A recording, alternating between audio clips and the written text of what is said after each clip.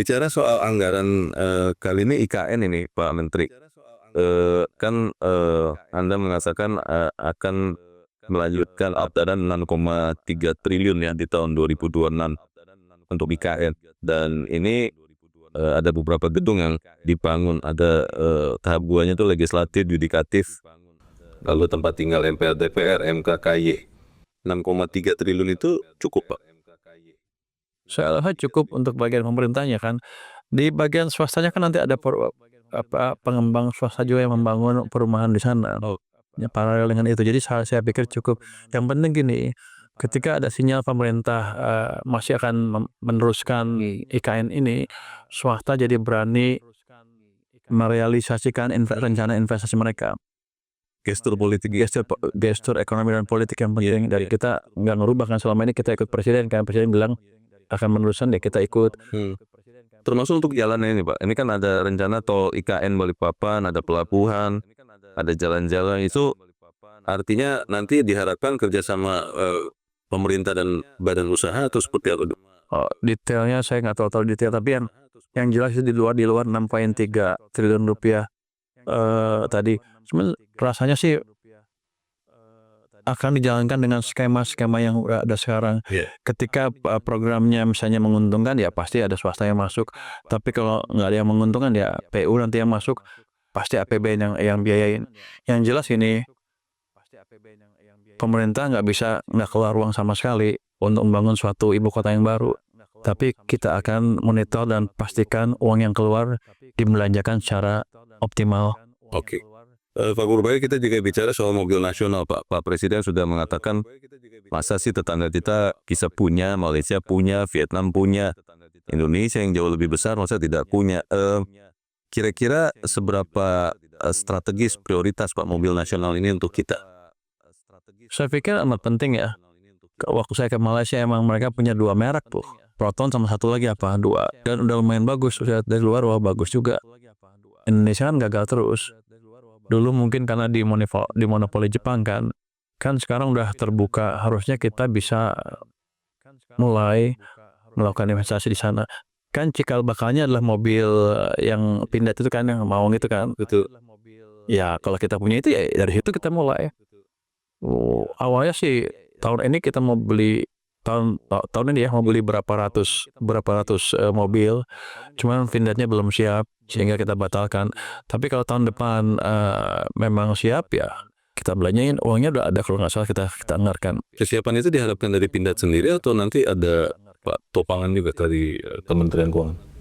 Nah, Pindad maksudnya uang Pindad sendiri? Betul. Untuk memulai modal awal membangun, nggak begitu Pak, membangun mobil. Paling nggak kan kalau ada order yang jelas, dia bisa pinjam kemana-mana, termasuk ke Dantara. Mungkin juga kalau kita diperintahkan atau dirasa perlu untuk memberi penyataan modal negara, nggak apa-apa. Kan lihat kan di sekeliling di Jakarta macet, Betul. kiri kanan banyak mobil. Mana yang punya Indonesia? Nggak ada kan? Iya. Anda nggak sakit hati? Iya. Yang menggunakan, yang nyetir orang Indonesia, Pak, tapi mereknya bukan. Mereknya bukan kan? Jadi let's say kalau kita bisa kuasain pelan-pelan 10%, 20% secara bertahap, kan bagus. Jadi kalau lihat keliling nggak sakit ada mobil Indonesia lah. Orang kita tuh pintar-pintar, cuman kadang-kadang kesempatannya nggak dikasih. Dan sektor finansial kita di masa lalu juga nggak memberi bantuan ke industri mobil.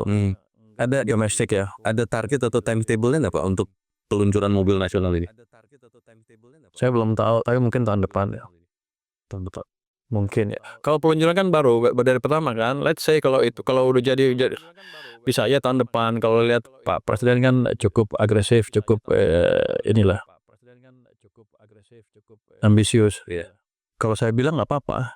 Tahun depan pertama mungkin dibeli oleh pemerintah dulu. Nanti kalau makin bagus dilempar ke tempat lain.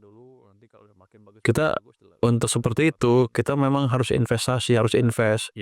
Jangan ngarepin tiba-tiba layak sendiri dan bersaing di tempat yang udah jago-jago, pasti kalah. Jadi harus ada insentif sedikit atau bantuan dari pemerintah. Itu hal yang wajar di mana-mana. Harus dari blue ocean ya, jangan red ocean terus ya. Pak Purbaya, ini setelah tadi banyak masalah yang penting, kita ingin agak santai sedikit ini Pak di bagian berikut. Ini terlalu serius diskusinya. Enggak. Saya ingin menceritakan, Pak Purbaya menceritakan lagi ketika Anda diminta oleh Presiden untuk menjadi Menteri Keuangan, itu bagaimana itu terjadi dan actually sebenarnya apa yang ada dalam pikiran Anda saat itu, apakah langsung menerima atau memikirkan bebannya atau seperti apa, Pak? Oh, waktu itu saya dipanggil ke Hambalang kan itu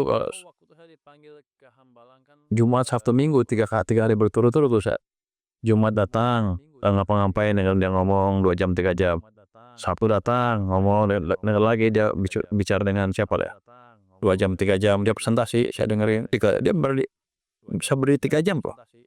Hebat juga nih gua bilang. Minggu saya dipanggil, itu kan jadi setelah peristiwa demonstrasi besar kan. Minggu di Minggu dipanggil lagi, waktu saya kita ngomong cuma berenam dalam tuh.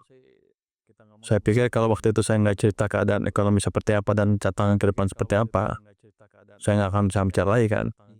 Jumat, Sabtu, Minggu emang terus susan sana kan nggak mungkin. Ya saya ceritain, Pak, keadaan seperti ini karena ekonominya memburuk, jadi kita mesti perbaiki, Pak. Caranya kira-kira begini. Ya sudah, itu aja. Dan langsung? Hah? Langsung ditunjuk begitu?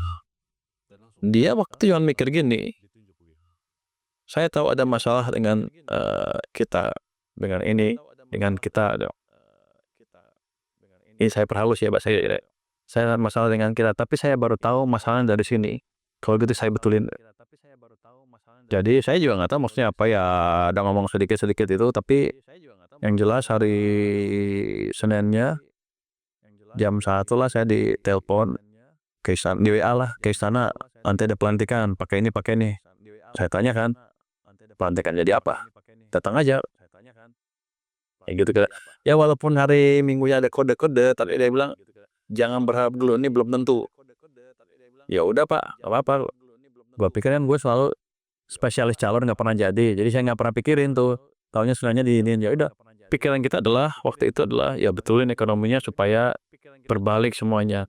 Karena kalau kita nggak betulin, demo itu nggak berhenti, akan terus terjadi sampai kita kacau dan masyarakat kita rugi.